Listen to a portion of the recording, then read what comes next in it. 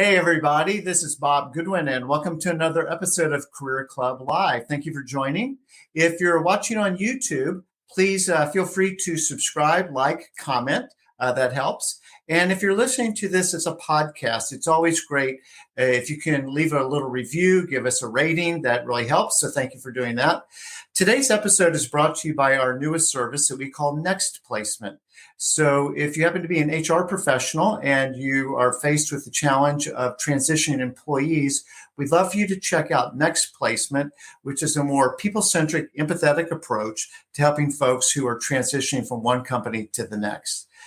With that, I am really pleased to have today's guest, a new friend and somebody that I've really enjoyed getting to know over the past little bit. It's Kyle Schlegel. Kyle is the VP of Marketing for the Americas for Weber Grills, an iconic brand. And I'm going to read just a little bit about Kyle's background for you. But prior to Weber, Kyle was at Wilson Sporting Goods, where he led the global marketing organization for their racket sports business. So if you're a tennis player, you know Wilson is the leading brand and is the most historic brand in tennis, and Kyle led their global marketing. Before that, he was with Hilrick and Bradsby, which is Louisville Slugger bats, again, another very iconic brand that was eventually acquired by Wilson. And then prior to that, he really cut his chops at Procter & Gamble, where he was in brand management on global brands that everybody knows, like Old Spice and Herbal Essences. So with that, Kyle, welcome. Bob, thanks very much. Glad to be joining today. Happy Friday. No, happy Friday to you. It's great to see you. So thank you for joining. Wow, what a great background. So to help people get to know you just a little bit, we like to do some icebreaker questions just real quick. So here we go with Rock's Fab 5. Where were you born and raised? I was born in Michigan City, Indiana, so not far from Chicago, but really spent all of my childhood in a small town in Kentucky called Russellville, Kentucky, which is, 15 miles from the Tennessee border. So deep South Kentucky.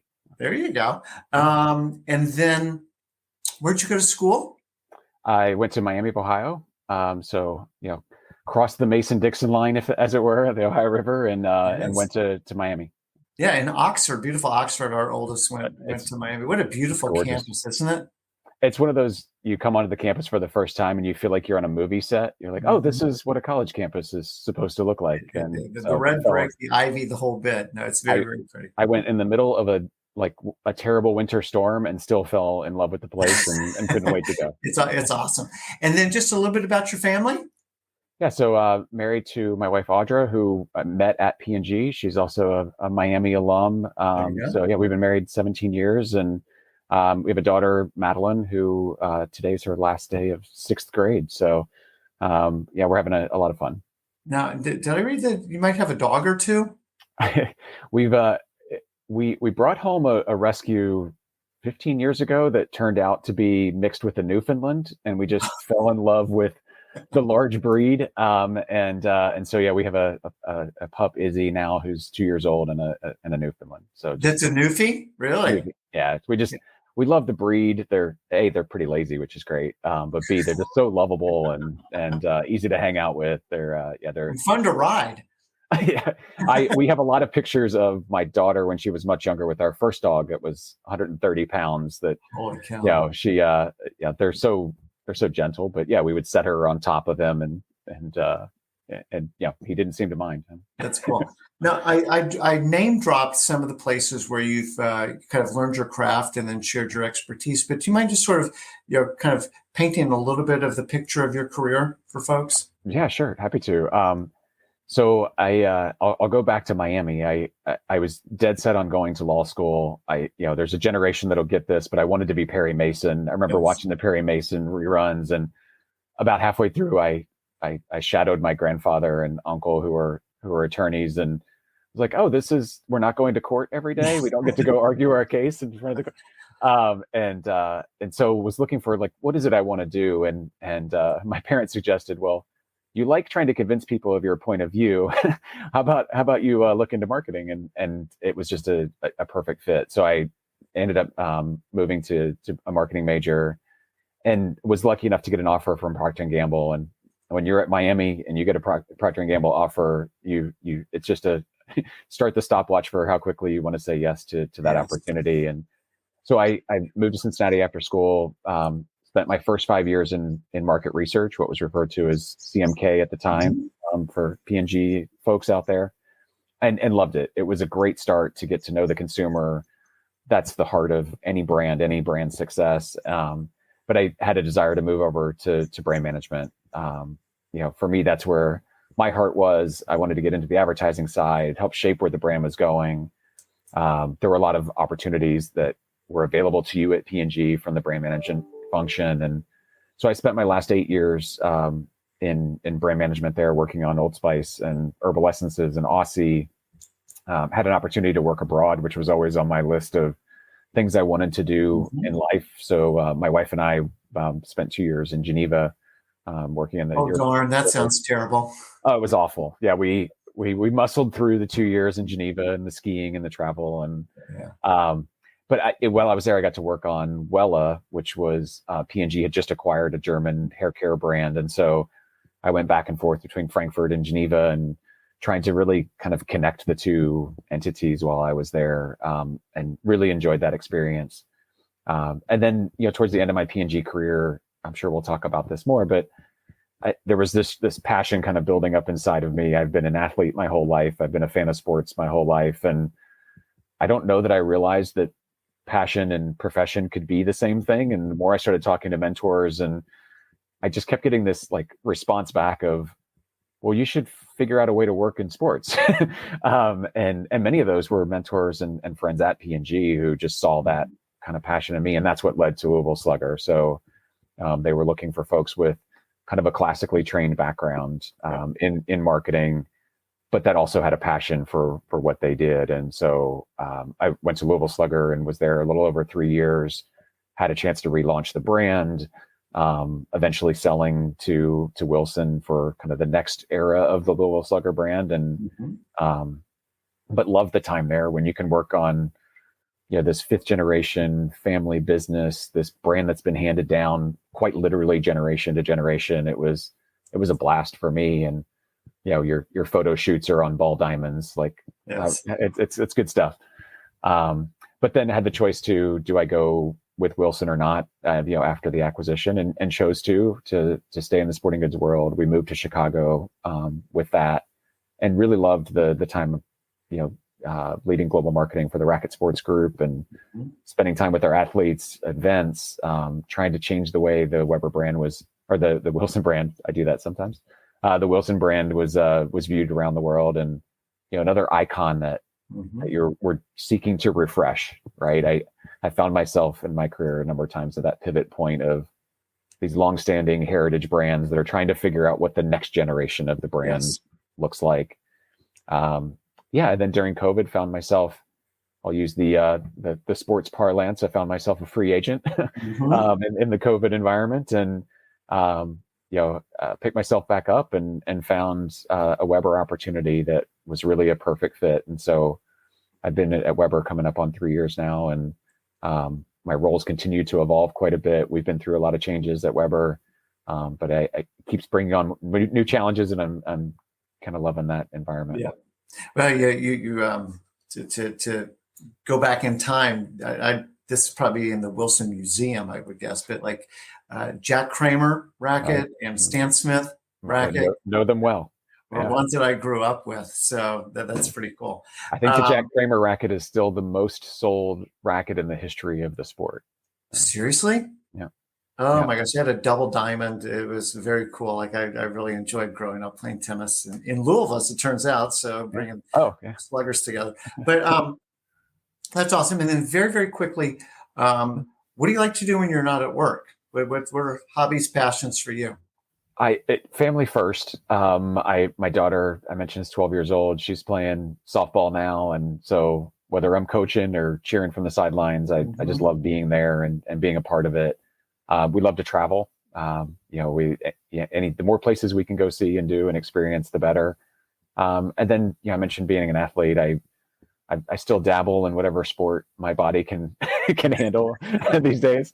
And so love getting, what's that? I said, well said. And so, just really enjoy doing all of that. Cool. So let's kind of dive into it. And typically the way we'll do these is a little bit of talking shop for a few minutes, and then I'd like to talk career stuff as well. So, just kind of overview. Can you describe what your role is at Weber for folks? Sure. Yeah. We just went through a pretty significant restructuring about 8 months ago, and the role changed with that, which turned out to be a really exciting opportunity for me, and really the team. I hope at large. So I kind of wear a couple of hats. We're very much a decentralized marketing organization. The company grew up in a kind of regional, local dynamic around the world, and so we've moved back to a structure of that. And so I lead the U.S. marketing team, inclusive of all of our marketing channels, our direct-to-consumer business.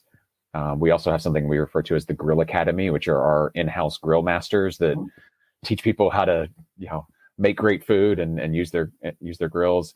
So that's one part of the job, and then the other part is we do still have an in-house global creative team that supports all the regions, and then very specifically supports the U.S. team. And so I'm responsible for the U.S. creative organization, or the global creative organization as well.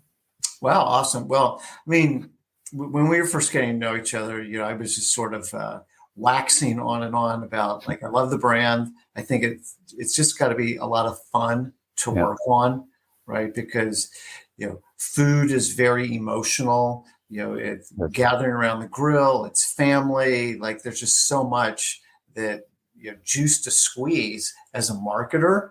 That it's not just the functional benefits, but it's really strong on emotional benefits as well. So as you think about that as a marketer, what is it about a brand like Weber that gets you excited? Yeah, somebody actually said something yesterday that I immediately wrote down, and that what they said was, it's not about gathering around the fire, it's about the community that gathers around the fire. And I just love that little tweak to what it is we do, right? We just went through a new brand purpose exercise, and what we kept coming back to was, it was about bringing people together. It's about these memories that exist. I'm sure all of us, have that memory of, us and our parents making a meal, or a family reunion around, cookout, or just a quiet Friday night sitting in the backyard and making steaks, right? We all have those moments that we kind of picture in our minds. And of course, it's about the food, right? So food is a connector, is something that creates adventure, creates comfort, right? There's the full spectrum. And so I love all of that about the Weber brand. And then I think what I've found in my career, I think, Bob, you and I were speaking about this before. When I left P&G to pursue sports, I was like, oh, I'm a sports marketer for the rest of my life. That's what I'm going to do. I've mentioned my passion for it. And as I was trying to figure out what was going to be after Wilson, I had to challenge myself a little bit on, is it sports, or is there something about sports that was actually the driving force behind that? And I think what I found is, it's brands and industries that I feel connected to, right? I hope every marketer finds their way to roles that they feel connected to. But also I wanted to work on brands that consumers had a genuine passion for, right? So I didn't want to work on commodities. There's so much that I learned at P&G. It was an amazing place. We could spend months working on an Herbal Essences campaign, and Tresemme would drop a BOGO coupon and consumers would go buy Tresemme, right?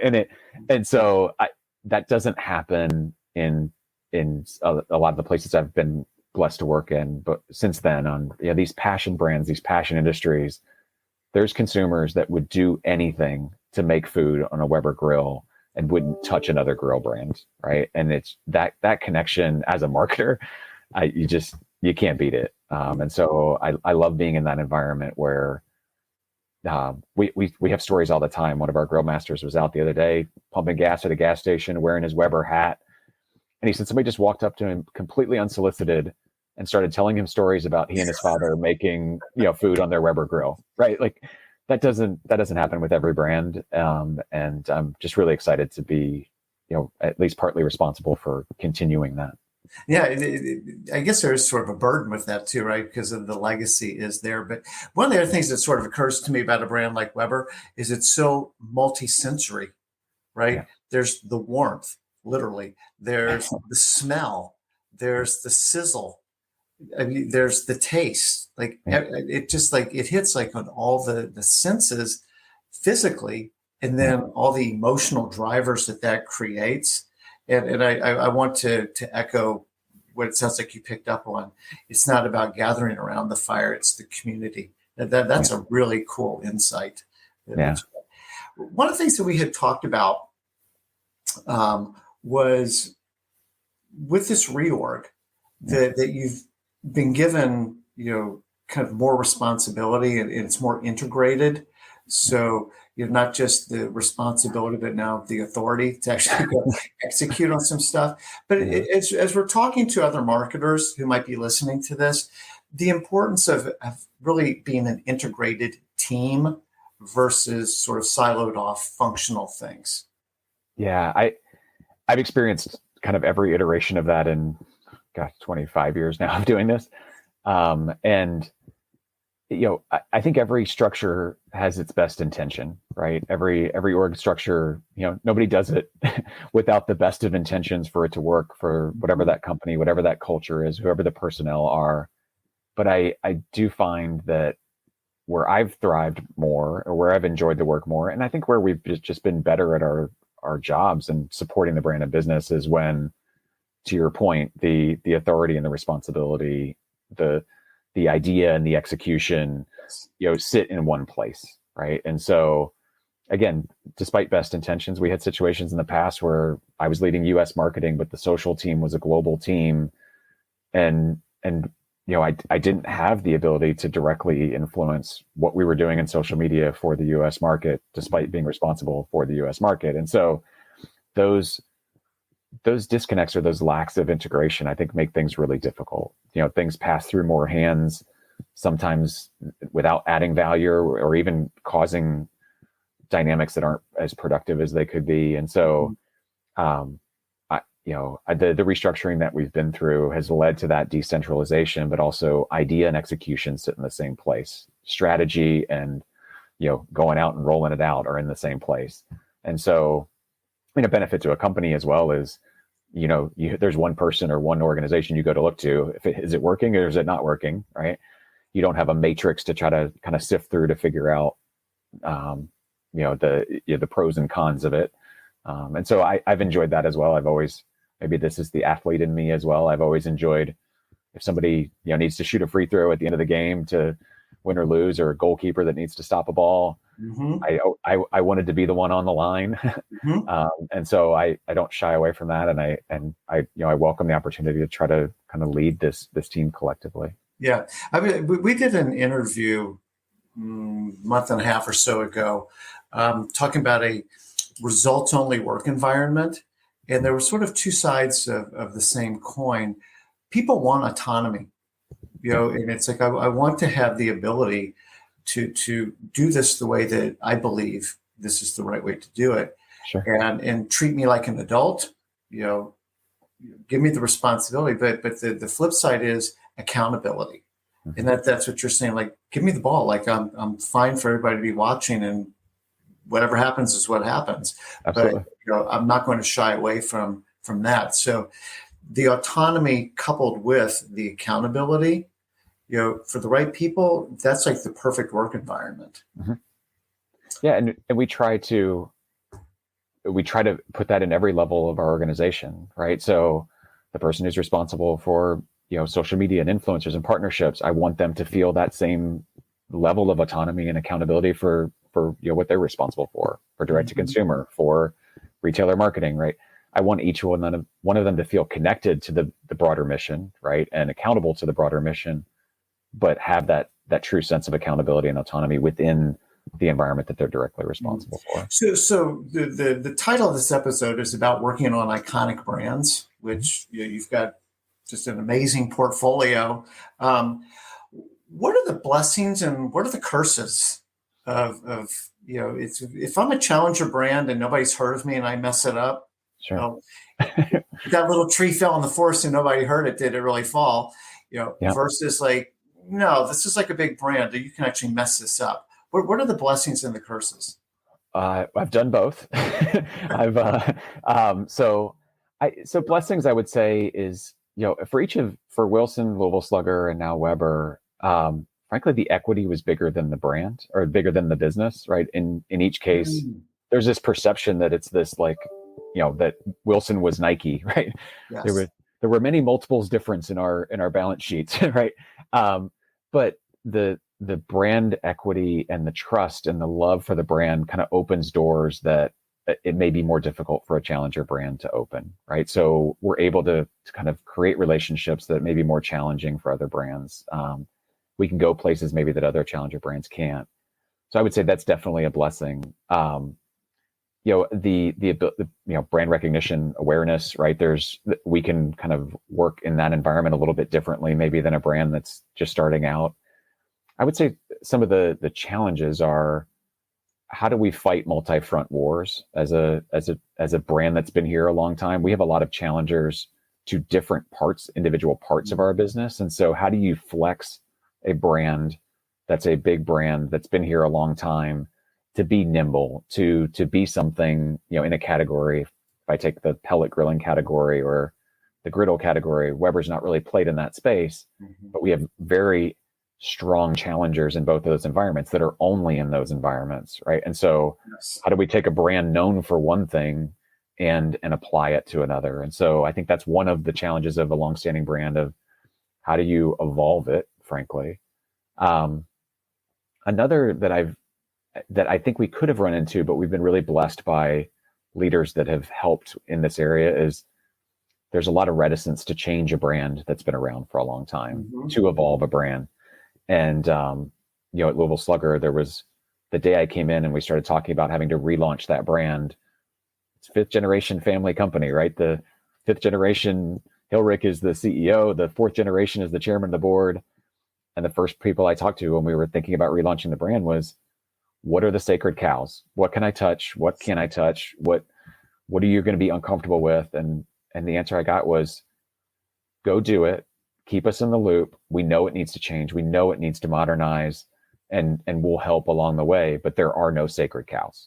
Wow. And so that was so freeing to me as a marketer, leading, through a process like that, where we learned really as much from our consumers as we did from leaders over time of, okay, that went a little too far, dial it back a little. Oh, this shape or even this font was really important in the logo.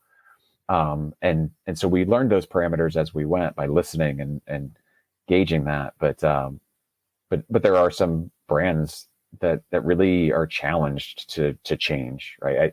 I think, Kodak comes up all the time, right? As that example, unfortunately, the poor folks at Kodak, but that belief that, no, this is who we are. We can't change who we are. This is what got us here.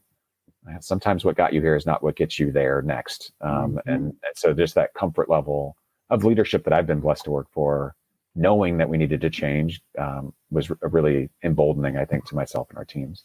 Yeah, as we do these interviews with world-class marketers like you, one of the things that seems to come out is a conviction about what the brand is, the essence of the brand, but being open to the manifestation of that essence, right? Yeah. So, whether it's in positioning or around innovation, technology, it's like, well, if the brand, I'm making this up a little bit, but if the brand is still about the community that's gathering around that fire, how that manifests itself, we're pretty open to, but we want to own that feeling in the minds and hearts of consumers.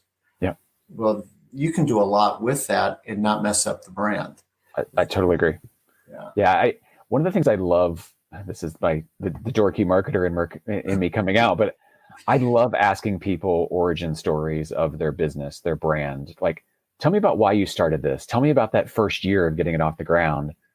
Because each one of the brands that I've worked on that we've had a chance to relaunch, evolve, whatever, the origin story was so critical to that transition, right? The ethos, the mindset, the motivation that was behind the brand from the very beginning, that's what needs to carry through. Right. Whether the logo evolves, whether the color palette evolves, like those are things that you may naturally need to kind of keep up with the times, if you will. But that spark of motivation that was behind why, the first Hilrich, Bud Hilrich carved his first baseball bat for, the local player, like, man, that's gold. That's what needs to carry through and all that we do. And as you just mentioned, community, that was a big part of George Stevens starting the Weber brand, was around, he wanted to find a better way to cook for his family and his friends. And what was available to him at the time didn't provide what he wanted. And so he started tinkering away and found a better way to do it. And we keep tinkering 71 years later.